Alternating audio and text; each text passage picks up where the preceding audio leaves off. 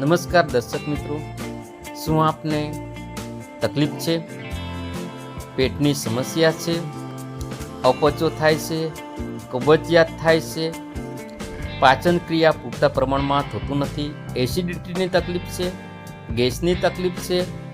હા દર્શક મિત્રો, આ છે આયુર્વેદિક જડીબુટ્ટી.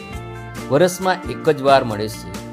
પૂરો વિડીયો જોવા માટે યુટ્યુબ ચેનલ કુનાલ 2757 પર સર્ચ કરીને જોવાનું ભૂલશો નહીં. જોઈને મોંમાં તો પાણી નથી આવી ગયું ને? તો ચાલો આ વિડીયો બને ત્યાં સુધી શેર કરવાનું, લાઈક કરવાનું ભૂલશો નહીં.